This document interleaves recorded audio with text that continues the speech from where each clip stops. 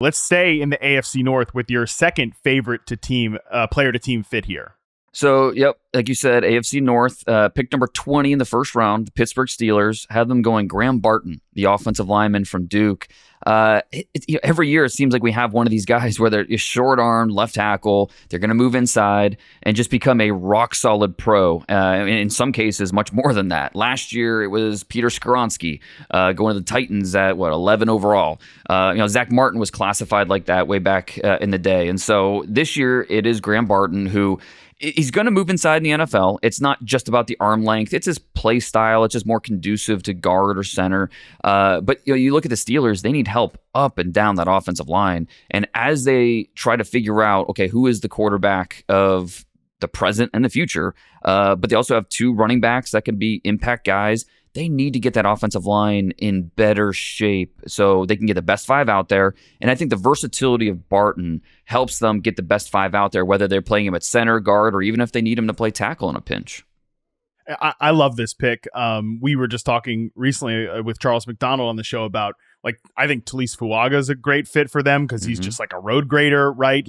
But this is a guy that gives them a little bit, in my opinion, more positional versatility across the offensive line and just because you talk to Steelers fans, they want a center, right? That has been a big complaint among many complaints offensively for the Pittsburgh Steelers the last few seasons. Matt Canada, quarterback, the whole thing, the center position has been an issue for them. And you're right to point out, this is an offense that wants to establish the run. They've been screaming that from the moment, really, towards the end of last season, but they've got two good backs that they invested a first round pick in Najee Harris. I'm interested to see what they do with his fifth year option at some point. Jalen Warren is a breakout player for them. They've really been a great find, but they don't quite have the offensive line yet to truly weaponize and maximize this run game. Cause I'll tell you what, Dane, if they take a guy like Barton here, because I agree, this is such a clean fit for them. They take a guy like Barton, you have two quarterbacks who are going to be involved in the run game to some degree. And really, they don't have a wealth of pass catching options. I think the Steelers could lead the league in rush attempts this year, pretty comfortably, and B, are at a point where, even fantasy people are, both of these running backs could actually be pretty consistent starters for you, just because if they're able to lock this offensive line down, this could be one of the better rushing ecosystems in the NFL. I think that's a great point, and it makes a lot of sense when you look at the way this offense, the roster is constructed and the depth chart and kind of where they are, the Steelers, and as they try to build this thing, they're not totally rebuilding, but they're kind of doing it on the fly where some key pieces here and there. Obviously, the quarterback position looks completely different. You mentioned the pass catchers. I think one of the wild cards in this is, okay, where does Brian Thomas Jr. go from LSU?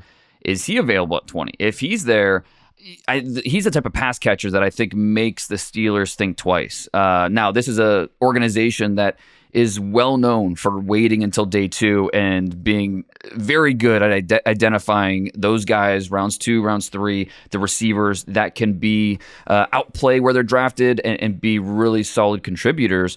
But yeah, and Barton's another guy. We mentioned it with Brian Murphy.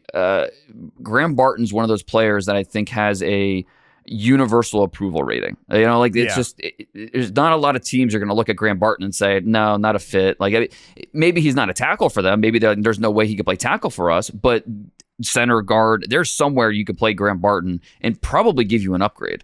So there's at least a chance we could see Barton go much earlier than this, somewhere in the teens, and maybe a team trades up to go get Graham Barton. I know the Cowboys really like Barton, so if he falls to 20, if he's there on the board, I think there's at least a pretty good chance Graham Barton is the top graded player on the Steelers board. I think there's a very good chance of that based on a few people I've talked to. And I also think if Brian Thomas is here, though, this might be his floor. If you're doing mock drafts, I feel like if he's not off the board, I don't know where you have him in your most recent mock drafts, because should have done my homework. I didn't. I had the Bills trading up, actually, with Jacksonville at 17.